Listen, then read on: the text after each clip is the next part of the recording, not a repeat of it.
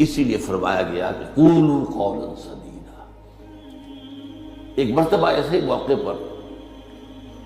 حضرت معاذ بن جبل رضی اللہ تعالی عنہ، ان سے ہم پوری طرح متعارف ہو چکے ہیں، ایک بڑی طویل حدیث ان کی ہم پڑھ چکے ہیں، ان کے سامنے یہی بات آئی تو انہوں نے حیرت سے کہا کہ حضور، کیا جو کچھ ہم باتیں کرتے رہتے ہیں اس پر بھی ہمارا مواخذہ ہوگا؟ فرمایا شغلت کا امک ہے ہاں معاذ، یہ بڑے پیار بھرے انداز کی بات ہوتی ہے، اے معاذ تمہیں تمہاری ماں روئے، یہ وہاں کا محاورہ تھا جو بہت ہی اپنائیت والی بات ہوگی، اس میں ملامت کا ایک انداز۔ میں تو سمجھتا تھا کہ تم بہت دین کا فہم رکھنے والے ہو۔ اس کے بعد آپ نے فرمایا لوگوں کو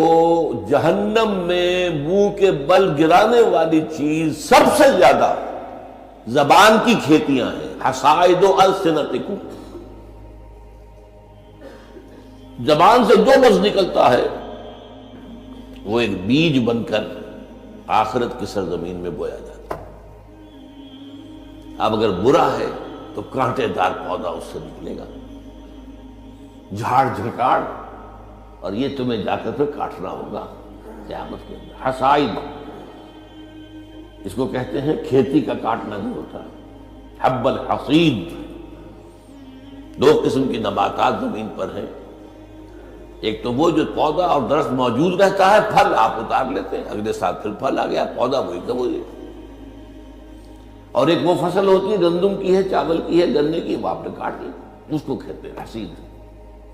حصائد السنتکم، تمہارے زبانوں کی بوئی ہوئی جو کھیتیاں ہیں، سب سے بڑھ کر جہنم میں گرانے والی شے وہ ہے۔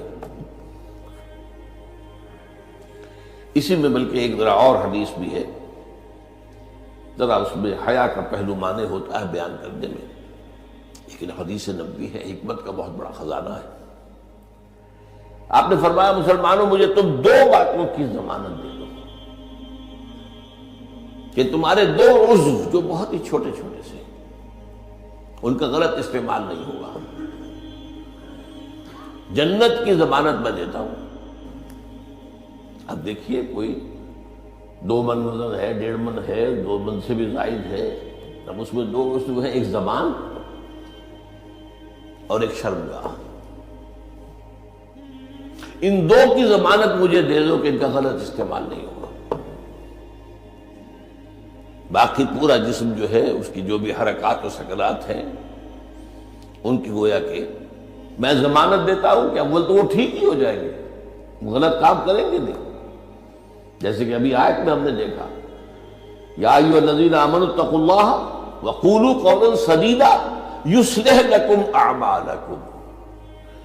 یہ کلام جو ہے شرطیہ ہے، اگر تم یہ کرو گے تو اللہ تعالیٰ تمہارے سارے اعمال درست کر دے گا، وَيَغْفِرْ لَكُمْ ذُنُوبَكُمْ، اور کبھی اگر خطا بھی ہو جاتی ہے انسان سے، ظاہر بات ہے الانسان مرکب من النسیان والخطا، تو اللہ معاف کر دے گا۔ یہ فلسفہ ہے دین کا، آپ کا رخ جو ہے سیدھا ہے، آپ صراط مستقیم پر چل رہے ہیں، یہ چلنے میں کہیں پاؤں پھسل گیا، گر گئے، پھر فوراً اٹھے پھر چلے تو اللہ معاف فرماتا ہے ان چیزوں۔ لیکن زندگی کا رخ ہی ٹیڑھا ہو گیا،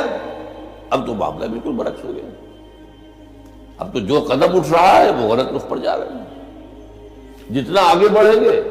صراط مستقیم سے اتنا ہی دور ہوتے جائیں گے۔ رخ سیدھا رہے، اللہ کے احکام اور اس کے رسول کی سنت، اس پر رخ پہ آدمی چل رہا ہے۔ جو اللہ چاہتا ہے، عبادت رب، شہادت علی الناس اور اقامت دین کی جد و جہد، اس میں انسان لگا ہوا۔ اب خطا ہو گئی، غلطی ہو گئی، لغزش ہو گئی، کیونکہ مجھے یاد ہے آج تک اپنا ایک واقعہ میڈیکل کالج کے 5th ایئر کا، ذرا دیر ہو گئی تھی، فرسٹ لیکچر ہمارا ہوتا تھا جو سرجری کا، ڈاکٹر امیر الدین وہ بڑے سخت تھے، 5 منٹ کی مہلت دیا کرتے تھے، اس کے بعد دروازے بند، اس کے بعد آپ آئیں گے تو پھر آپ داخل نہیں ہو سکتے۔ تو میں تیز چل رہا تھا، بارش ہوئی تھی، سائیکل پر تھا، سائیکل پھسلی میں گرا، گرتے ہی بجلی کے مانند اٹھا مجھے آج بھی یاد ہے کہ میں حیران ہوا کہ میں جب اٹھ چکا تھا تو مجھے معلوم ہوا کہ میں گرا تھا۔ یہ ایک کیفیت ہوتی ہے کہ آدمی جو ہے، ایک یہ ہے کہ گرا ہے تو پڑا وہاں پر، تو ایک پھر یہ ہے کہ گناہ کے اوپر ڈیرا لگا لیا جائے، ایک یہ ہے کہ گناہ ہو گئے فوراً اٹھے، جس کو سورہ نساء میں کہا گیا ہے